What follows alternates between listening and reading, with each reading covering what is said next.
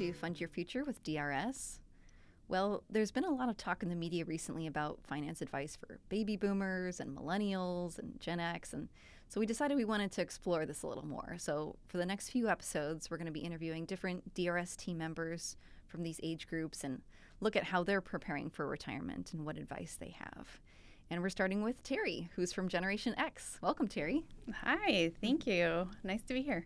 So just to set the scene here, Generation X is right in that sweet spot between baby boomers and millennials. If you do a quick internet search, it says that Gen X typically refers to those who were born between 1965 and 1980. Sometimes they're dubbed the MTV Generation because they were kids when MTV came out. And sometimes they're referred to as the latchkey generation because they were the first generation of kids where it was common for both parents to be working. And when kids came home from school, they needed a key to let themselves in. And so does that sound about right, Terri? That's exactly right. Yes. Lots of MTV, lots of letting ourselves in and then having a few hours to kind of play around and not do any homework just yet before mom got home. So yeah, a lot of independence in our lives growing up. Nice. Yeah. So kind of applying that now to as a Gen Xer, planning for the future and retirement and everything, we want to kind of look at your unique perspective as a single person who's preparing for retirement and how you're approaching that. It has been a little bit of a stop-start with retirement because my parents, they were not tuned in enough to really show us the ways of saving for retirement or just saving in general. So I had kind of a slow start on that.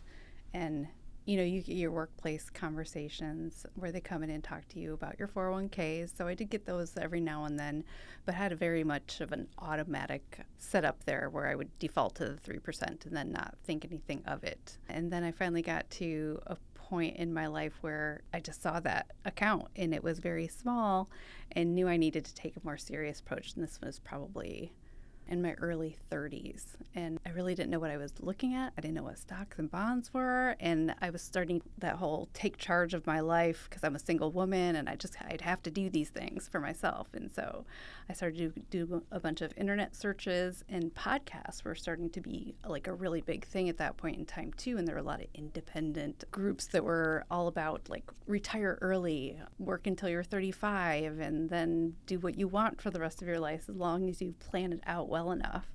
And so that really sparked my interest. I knew that wasn't going to be how my life went because I don't make $100,000 a year, but it takes you down this path where you really start to see all of the levers that you can start to pull in your life to set yourself up toward that retirement age. You need to think about a lot of different facets of your life. And it got me very excited. And plus, it was something that I could tune into on a regular basis. I could touch base with this group, and they could give me more and more tips and keep me excited about my future. And that was pretty much the beginning. And now I share it with everybody, all my little tips that I find here and there. I grab my friends if they start talking about finances. I get super excited and sharing what I've learned. And yeah, just like sharing. I want other people to start taking their retirement seriously or their financial future even seriously. I think that's interesting because Gen X is interesting in that there are people who are in their late 50s and people kind of who are in their early 40s or mid 40s. And that's kind of when retirement starts to feel real for people. And it sounds like you kind of have had that epiphany at some point in your life, but everybody has that at a different stage in life, or hopefully they have it at some point. But I know one of the reasons we were excited to talk to you as well is I think Jenny and I both have a blind spot when we talk about finances. We both often talk about how we're working with finances with our spouse and making decisions together or independently that influence each other. And you mentioned being a single woman. I'm curious how that has impacted the decisions you're making. I don't like to think of my wife as a roommate, but sometimes there are advantages to splitting costs and sharing costs. And there's a reason why some people have roommates to help with that cost when you're younger. So I'm just curious on what sort of impact that has had on you. Yeah, I've really had to take a lot of even the small things very seriously. There's no room for overspending in a lot of areas. So I have to be very diligent on my financial planning. If I want to take a trip home to Michigan, I have to make sure I'm saving up for that. I have to make sure I keep my credit card spending to a minimum where I'm paying that off every month. And even now with the rental prices going up significantly, that has had a profound impact. So now, even as a single person, I'm looking at getting a roommate, and because it just doesn't feel affordable for me to continue to save at a decent savings rate. And my rent is kind of cheap. It's $11.35, and it used to be $300 less just even a year and a half ago. Wow. So that's a huge increase for me. So I have to look at pulling these other levers, and then also changing my mindset. Like if I look at it like, oh, I'm missing out on being that person who can live in a house and afford all of this. If I look at it like that, then I'm going to feel defeated. But I can have this mindset of where I can find a roommate and maybe share a great single life, I guess, home, you could say, with this other person. So yeah, it's a lot of mindset. It's a lot of diligence, but it's all doable. And nobody says that I'm actually going to make it to retirement either. So. And now you're working for DRS, so you've got a special kind of insight on planning for retirement. Yes. I think that's really fascinating, though, about the whole owning a home versus renting. And even with some of the finance folks that I've followed online, it's kind of this message of there is that big push for like, oh, you have to own. But then other people will say, hey, if you're not owning, you're not having to save up money for home repairs and things like that. And so there is a little bit of that give and take. And so for folks that are renting, they're like, oh, great, I can put this extra money that I normally would have put towards a home repair now towards like some investment stocks or something like that. Exactly. Yeah. And I didn't know too much about home ownership, but the more my friends talk about it, my parents talk about it, you guys have a lot of expenses when it comes to home ownership. I don't have a water bill, and from what I understand, that's a huge monthly expense for you. There's so many things that I don't have to pay for that regular homeowners have to pay for. And so I kind of appreciate that. I also appreciate that I can pick up and move, and I can do it fairly easily. So yeah, it is not, I don't feel like I'm losing anything other than a larger yard. So I can still garden, I can still do all these other things. It's kind of nice. That was kind of just my main takeaway of it doesn't have to be, we're not proponent for like one way is better than the other, but just that as a renter, you do have these other kind of options available to you. It's not that you have to be a homeowner and that's the only thing that you should do. You know, like you said, there's all these flexibility with it as well. Like right now, my husband and I own an older home, and we're saving up to like remodel the bathroom and like put in insulation under the floors. And it's like, oh, it'd be nice if we could like put this money towards something else. I love what you said, and it ties back to your earlier comments about mindset, about looking at not seeing everything like as a disadvantage, but seeing what the advantages are. And I mean, just the idea of having a roommate and building community around that is very interesting. It's a perspective that a person might not have. Like, I know we have another colleague who rents out a couple of different rooms in her house, and she's said the same thing, that for her, it's been this sense of belonging and ability to really make connections and mentor people. I think for her, she's had some younger roommates and been able to help folks kind of transition through life. And doesn't necessarily mean it's easy, but it is a different way to look at it. Yeah, I really love that. You mentioned that you felt like you kind of got a later start on this. I'm actually curious to talk to you more about listening to podcasts and thinking about retiring early, because I have lots of thoughts about that. But sometimes that is intimidating. People feel like they'll never get to retirement, or they don't have that opportunity. So I'm curious what sort of steps you've taken, or what you mentioned you have a lot of tips or tactics, things like that. Well, podcast, number one. Find some regular source that you can go to, that you can constantly be refreshing your arsenal, so to speak, of levers that you can pull. All the FIRE podcasts, Retire Early, they always have great ideas. And you can see how other people are kind of winning at the same arena. Yeah, just as a reminder for our listeners, so FIRE is this term thrown around. So it stands for Financial Independence Retire Early. Right. And it doesn't mean you're retiring early necessarily. And that was one of the main takeaways from the very beginning. It was basically freeing you up to do maybe something that you were passionate about, as opposed to you're doing it because it's earning you a check. Yeah. It's earning you a source of income. And so that was a really interesting way to look at it. Like I said, I'm not going to be one of those retire early people unless I win the lottery, which I don't play. But it's fascinating to have that mindset of doing something different later in your years, something that you're really excited about. So some of the things that I have done over the years, I question all my expenses, and I don't think a lot of people do. So cell phone, I mean, the amount of money that people spend on cell phone and subscription services, I think a lot of that is an incredible waste of money. And so I guess I question a lot of mainstream things on a regular basis. And that has definitely saved me money over the years. I have had roommates in the past, and that has saved me money. Always having a savings account of some variety. That way, if I do run into financial hardship, I'm not stressed. Or at least I'm not stressed right away. Got a little bit of buffer there. Yeah. Do you try to keep it at a certain balance? Yeah. So right now it's a little on the low side at 5,000, but I would like to ideally keep it at 10. Yeah, that's great. Yeah. And with how expensive a lot of things are right now, definitely on the higher side would be more comfortable. The other thing is don't ever pay credit card interest. Like there's no reason for that. Yeah, absolutely. Get those credit cards that you are getting benefits from, like whether that's cash back or travel rewards. There's just so many opportunities to save money and also not getting your banking information stolen on the internet. I was just telling my boyfriend he pays for everything with debit. And I'm like, oh no, why? So what else have I saved on? Car ownership. So I right now have a small, very, very small car payment, but basically for my entire life, I've had maybe 3 years all in all of car payments. And it has been wonderful not having a month-to-month car payment. I don't know how people do it with those huge car payments because that's just so expensive. And your insurance too. Like that's pretty high when you have a car payment. Do you mind if I ask you, when you bought your car, did you buy new or buy a used car? I buy used, yeah.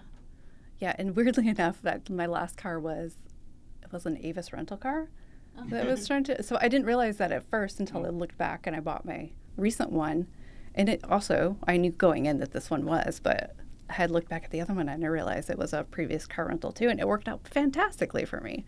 So yeah, I'm always looking at what's going to last me the longest. Like how many miles can I get out of this thing? Yeah. Is that kind of the tip? Do you go more for the car with the fewest amount of miles on it? Oh yes. I'll check all the consumer reports, like what has a good history. I get really nerdy with that stuff. Yeah, because I think that's honestly the biggest concern about buying a used car. My dad was always the proponent for like buying the brand new car because, you know that you're not going to have any trouble with it. So there's that concern of like, if I get a used car, is it going to break down? But well, that's why you go get it checked out by a car shop first. Exactly. Yeah. Well, and I love that kind of from also a mindset perspective. Plenty of new cars have recalls. There are pros and cons both ways. And it's similar to the earlier conversation about renting or buying a house or where you live. There are pros and cons to all sorts of financial decisions. And you kind of have to figure out what's the best for you and then take advantage of that.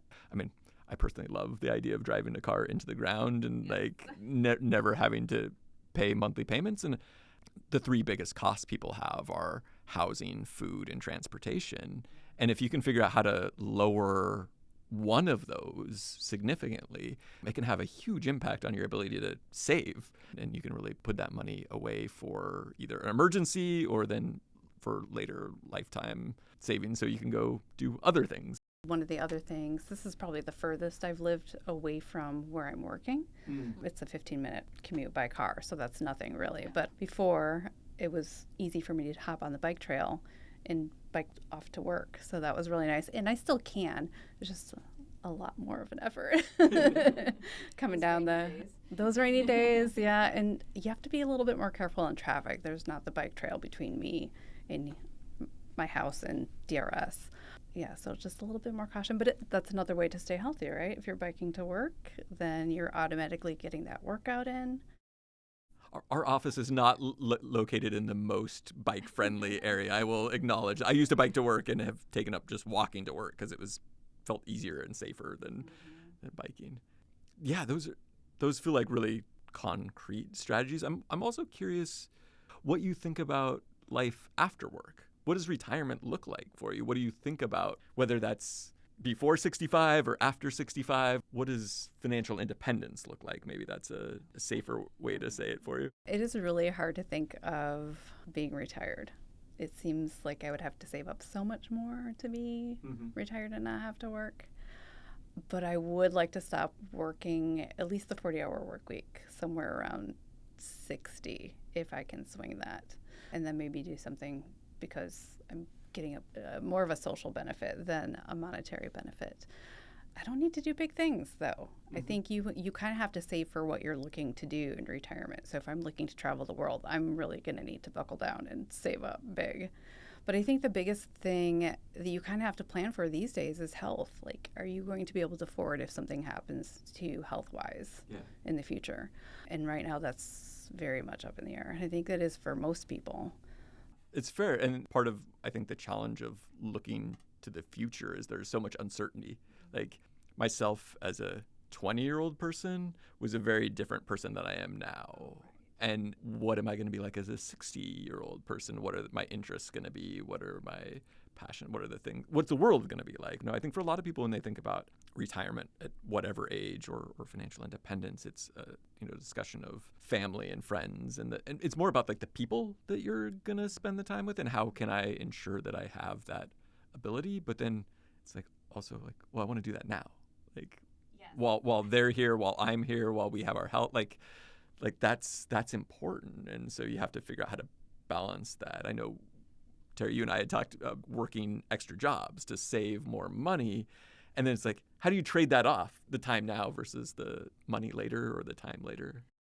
Yeah, I still have my second job that I work on Saturdays and some Fridays, but I had that point in my life where it was more important for me to save up more. At that point in time, too, I was saving up just to have that savings, that buffer account. Yeah.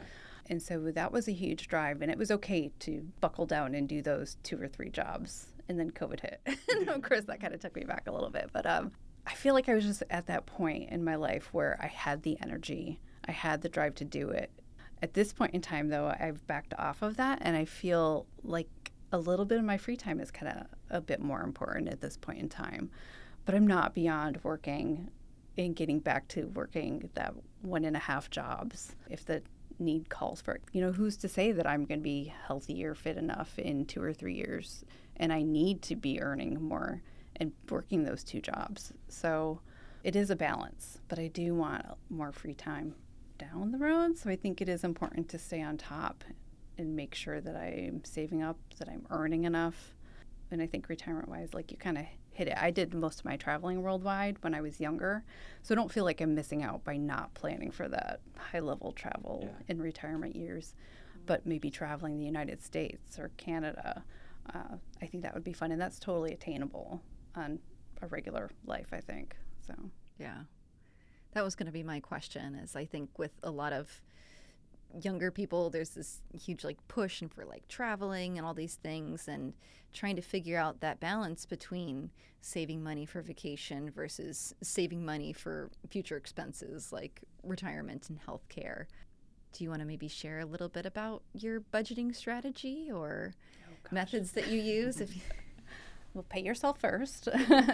I'm sure you guys have heard that, where you're always making sure that you've got your bills paid, but you've also got that set amount that's going into your retirement accounts, your savings accounts, and then you've got probably an idea of what you're going to do with the remainder, but you definitely have to make sure that you're filling those buckets first, and then sitting down and doing a budget at least once a year, if not more frequently, to adjust for things that come up.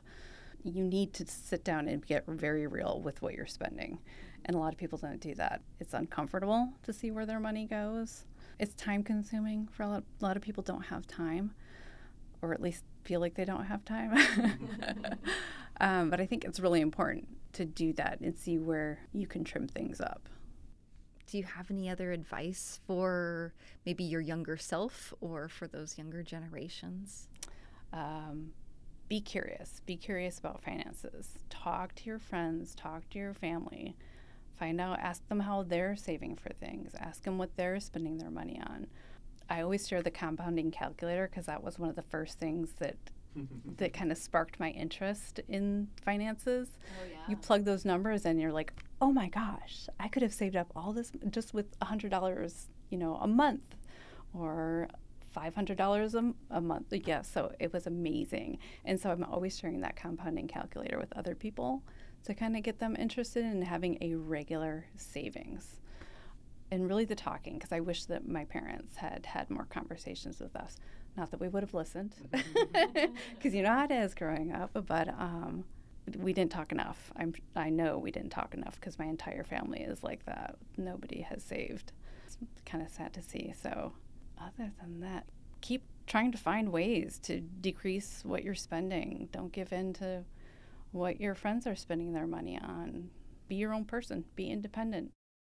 I think that's great advice, especially in the being your own person, and that they're just recognizing that there are a lot of these constant, I mean, I'm in marketing. I know that there's messaging out there that is constantly getting you to buy more stuff, whether it's through Amazon or any sort of online website or even in the stores.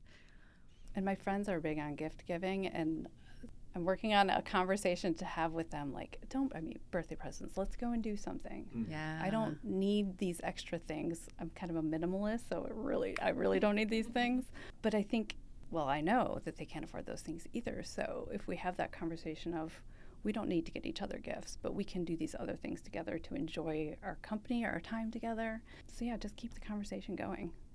That's fantastic. I love it. I feel like I identify so much with this. And When it's so much of why we wanted to start this podcast, and just encouraging of conversations around money, just remove judgment and remove self-judgment and judgment of others. And like, everybody's trying to do the best they can. I really appreciate your examples of things you might just not be aware of. And so talking to people and listening to people make you aware of other things. Doesn't necessarily mean one is better or worse, but it gives you other opportunities and other ways to think about the world. And yeah, this has been great. Yeah, absolutely. Thanks, Terri. thank you. Thanks for having me. Thanks for listening, and now we'd love to hear from you. What topics would you like to hear about? What questions do you have for us? Send an email to drs.podcasts@drs.wa.gov. That's drspodcasts@drs.wa.gov. The Department of Retirement Systems provides this podcast as a public service, but it's neither a legal interpretation nor a statement of DRS policy. References to any specific product or entity do not constitute an endorsement or recommendation.